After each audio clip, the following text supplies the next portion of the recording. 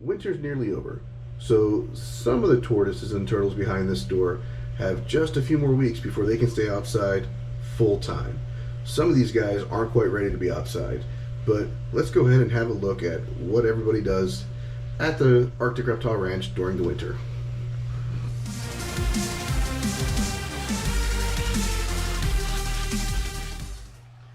It's a bit loud, so I'll try to speak up. So this enclosure here are Cohelan box turtles, and until they get much larger, they're going to be staying in here for quite some time.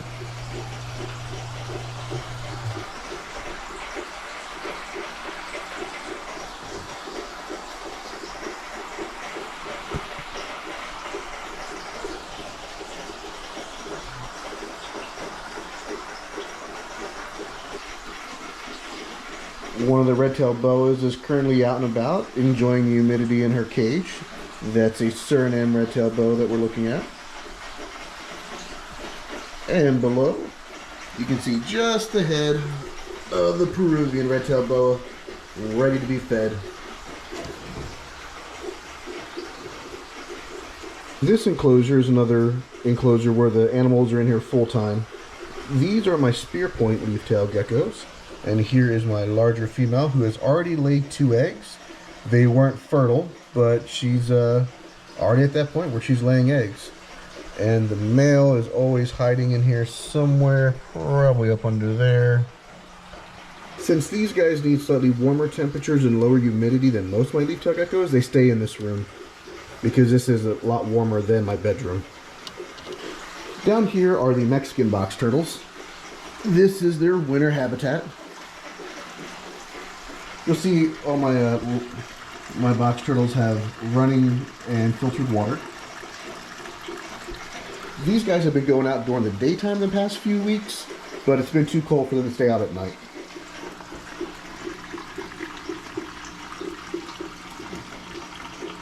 Over here, another land box turtle enclosure with running filtered water. We have the Yucatans. We got the 2 females back here. And the male is back there in that corner. Now, these guys are going to have to wait until the nighttime temperatures aren't dropping below 65 to be out full time. They have been going out in the daytime recently when the temperatures have been good, but they need slightly warmer temperatures to be out 24/7. So these guys are working off the same temperatures that I would use for most of my tropical tortoises. Down here in this spacious enclosure, full of duckweed and pothos, are my slightly older Cohelan box turtles. These guys will be 2 years old in November, so basically they're about 1.5 years old. And they are growing at an amazing rate.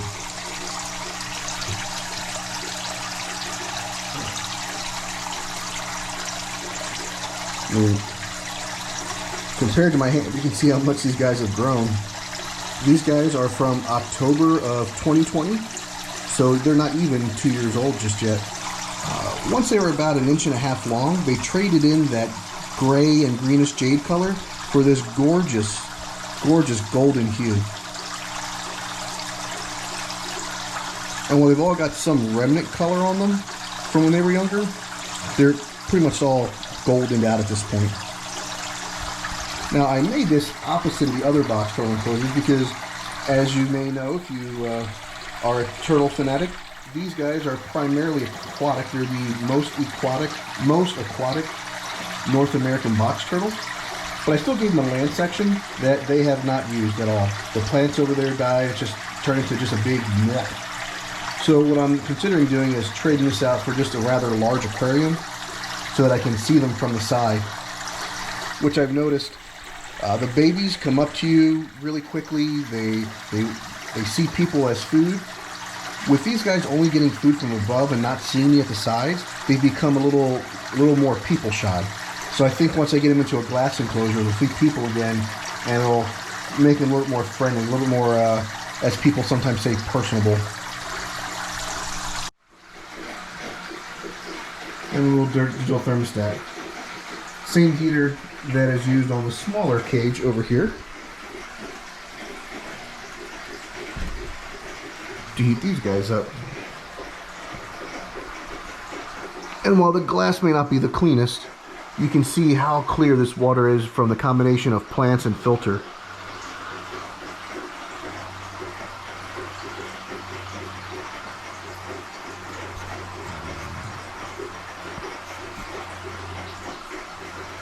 And these guys see my fingers and they know who feeds them. Now up here we have the Ornate box turtles.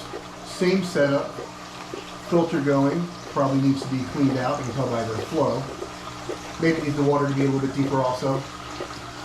But we've got the Ornate box turtles up here. It looks like the male is out, and there's usually a little one out somewhere.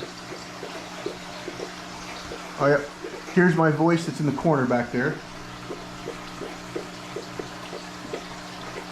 So it's almost, again, the temperature's almost good enough for these guys to go outside and to be out all night, but we're not quite there yet. And a cool little trick that I learned from a friend named Andrew is this. I put a mirror up here so that I can look in at any given time and see how the box turtles are doing, at least see what they're up to, without having to get on my ladder and climb up here.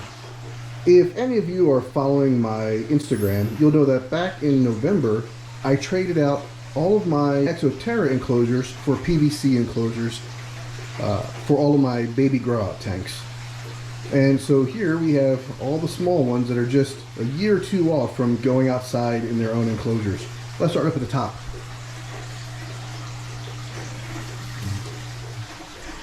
In here we have 2 Sri Lankan star tortoises and a little radiated tortoise. These are kept warm by radiant heat panels. There's a light up top. Most of them have plants in them. And of course, there are going to be little critters inside of all these tanks. In order for good soil and whatnot, you have to have all the proper little detrivores in there eating stuff. So down below them are 2 cherry heads. Also down here eating away, but right here, yeah, that's the little guy that I found in November, a ground hatched cherry head out here in Arizona. How amazing is that? But same thing, radiant heat panel, plant, light. Over here I've got 2 pancake babies, as you can see. They, of course, have a slightly different setup because of the nature of the tortoises. They've got their little rockscape over here. They've also got a plant. There's some natural plants growing. And they've got their radiant heat panel and light in here. Moving up top, we've got Minnie. She's actually ready to go outside this year. I'll probably keep her in a separated enclosure, but she'll definitely get time with the 2 larger Burmese stars, Mayu and Mara. But until then, Minnie's pretty happy in here. She had a plant, but she knocked it over. But she's happy and content in here, eating away on her cut off mulberry leaves. Yes, my mulberries are already growing leaves, so I've already got some nice wild food for everybody. So something about these PVC tanks is they hold humidity very, very, very well. So what I've done is on the inside, you can see the plexiglass here, but I've also put screen tops in here so that I can open these up and kind of modulate the amount of humidity in here. Basically, when these get wet over, I know the humidity is just about 85%. 85 and below, these stay dry. So I just open and close this. Using this door to modulate humidity hasn't affected the warmth or heat in their enclosure at all. And this entire room, because there's reptiles in it, is pretty warm in itself, that I'm not worried about a cool draft getting in there, just a good exchange of oxygen. We've moved across the hall to what I consider my room, and this is kind of the overflow turtle and tortoise room. And hanging out here for the day are the baby Aldabras, because even though they're black, it's a little bit too chilly today for them to go outside. But when they do go outside, even in the 60s and low 70s, their shells heat up nicely and they're amazingly active. Below them, is the pancake tortoise winter hideout. Right now, I believe they're both kind of in here stacked up. Yep, there they are. So this pair still hasn't produced for me. I've seen mating, I've seen that activity, but I have yet to see any digging or anything that would suggest that she's ever been egg bound. Now, one pair of turtles that's probably never going to make it outside are these guys, my black-breasted Vietnamese black-breasted leaf turtles. This is the male. He's a little bit more outgoing than the female is. They live in these enclosures. I keep them separated. This is his hide back here, and here he is. I keep these guys separated because they're very food motivated, and he is a little bit more so than her, and I want to make sure that she's getting adequate nutrition. But they have nice wet moss, their own little bowls. Cages are set up pretty much exactly the same, and she's hiding out back there. There she is. Their behaviors make them some of the most amazing turtles I own. Of course, one of the neatest things about them are those giant eyes. The only thing cooler than small turtles during this time of the year are small turtle eggs. You can see I have 2 clutches of Indian star tortoises in here and 2 clutches of Burmese star tortoises. Now these guys have to be heated in the 88 to 89 Fahrenheit range, so just above them I have 1 single Burmese star egg that's incubating or cooling prior to incubation, and then down here I have some cherry head eggs that are incubating from kiwi. If you pay attention and follow my Instagram, these are the eggs that recently I had a heartbeat in one of them, and expect heartbeats in the next couple days from the other 2 eggs. And of course, no tour of inside my house would be complete without coming over here and looking at all the leaf-tailed geckos. Here we have a Fimbriatus taking a portion of the glass, and his cage mate hanging out over here on the wall. It's amazing to go through all the trouble to get these sticks, get them in there, get all these live plants, and they like the glass and the foam. Let's go ahead and close these guys up and move along.